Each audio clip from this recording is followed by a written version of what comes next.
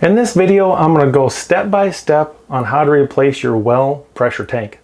I'm also going to show you how to size your pressure tank according to your home. Just because you have a 32 gallon or maybe a 44 gallon in your home now, doesn't mean the previous owner or builder put in the correct size. So I'm going to show you a chart on how to determine that as well. This one's been leaking for a couple days. This may be half a teaspoon a day, but it's also 23 years old. It's lasted about twice as long as they should. So we're going to replace this step by step, get this going again, and if you follow along, you'll probably save yourself about $600 to $700 in doing it yourself.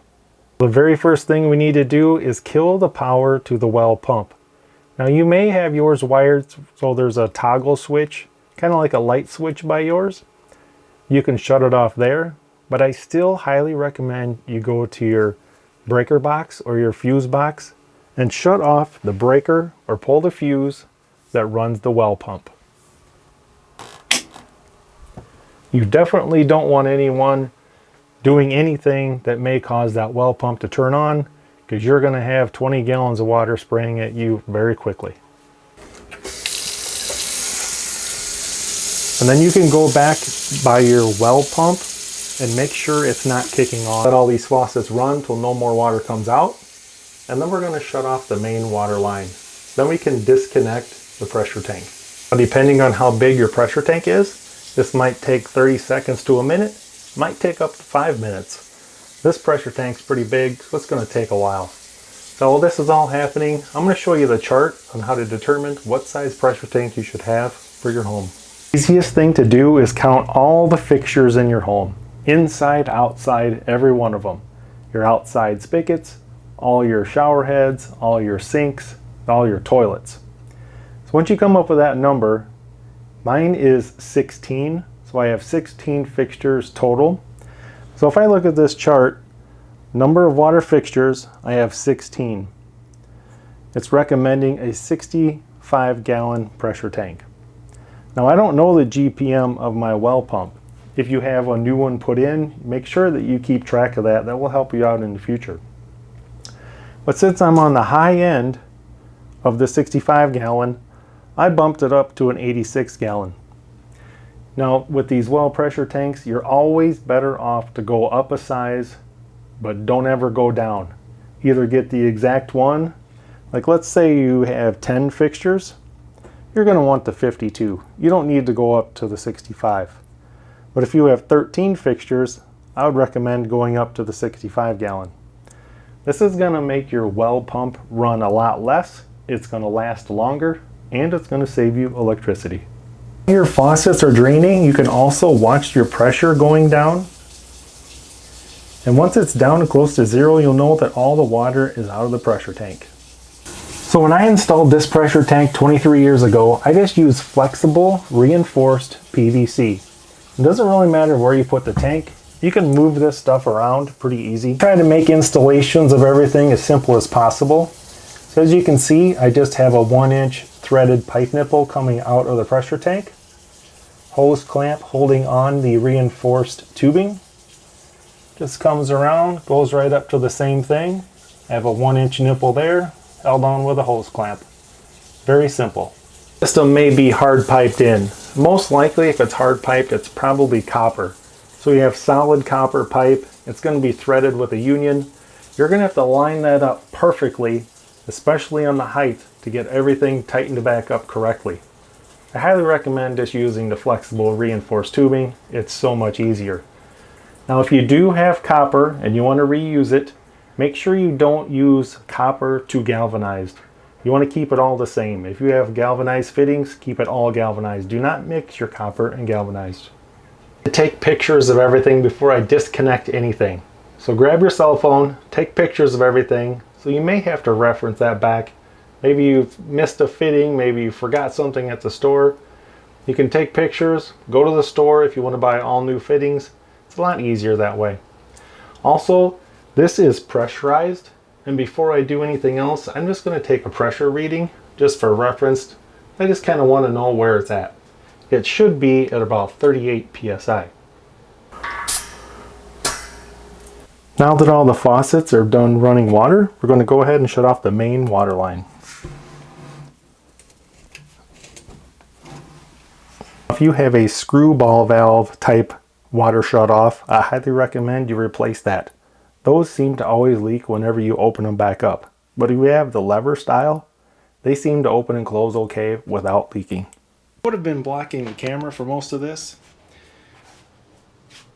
As you can see how much water comes out, there's maybe like not even half a gallon. But first thing I did was I disconnect from here, and as soon as that hose is off of there, I lay the tank on its side. That way no water is going to leak out of the tank. If you pull that hose off, there's going to be a good couple gallons come out of the tank. So pull the hose, lean the tank on its side right away. Like I said, I maybe have a quarter of a gallon of water on the floor.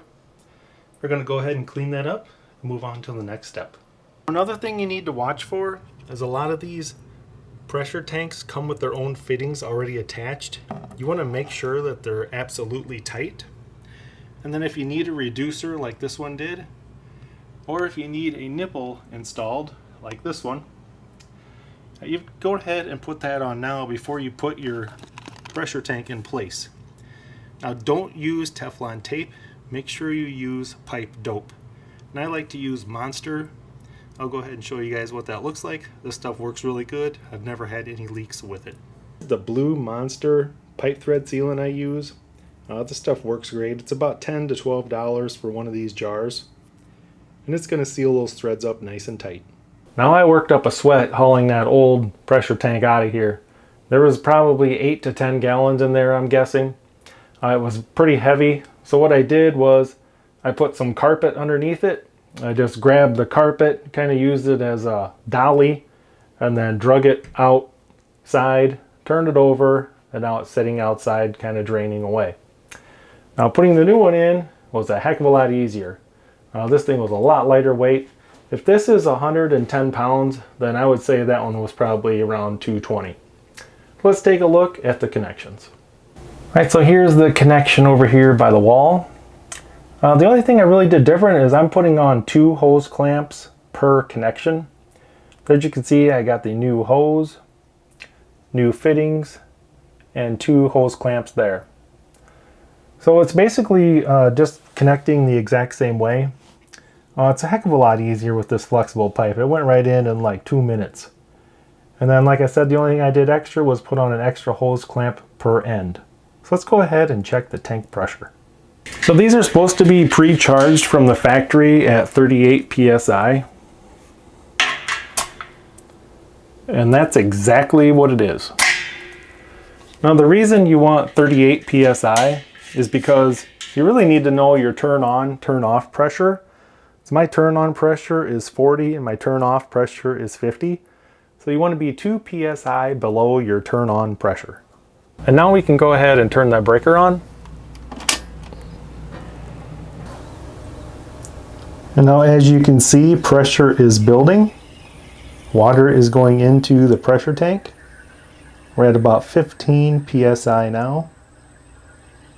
Smart thing to do is put one of these filters really close to your pressure tank. Now this is right on the ceiling. It's only about 7 or 8 feet away from my pressure tank. As you can see, the water's pretty rusty. I haven't changed this for about 6 months. So I change those filters about every 6 months. It keeps all the rust, dirt, grime, sand, and everything else out of your laundry and out of your faucets and out of your drinking water. So now we can go ahead and start turning the water back on. Main water valve, you want to do it very slowly. You don't just want to flip it right over.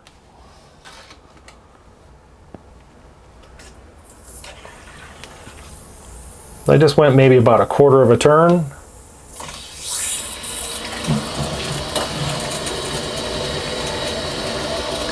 Now I'm at about halfway, and I'm just going to go very slow.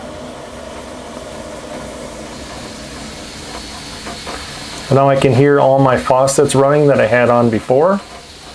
So I'll go ahead and let those run for about 10 seconds and go around and close them all off. Congratulate yourself for doing this all on your own and saving yourself a lot of money. Now every day for the next week, just come down to the basement, check that there's no leaks. Just because there's no leak today doesn't mean one will develop in a couple days. I've seen that happen. Check around there, just kind of grab with your hand the hose or around fittings and just see if you feel any wetness. Shouldn't be any problem if you use the pipe dope I told you. Hope you guys found this step-by-step guide helpful. I gave you the tip on the water filter to help clear up your drinking water and have your laundry and anything else connected to your water a little bit cleaner and last a little bit longer. Thanks for watching.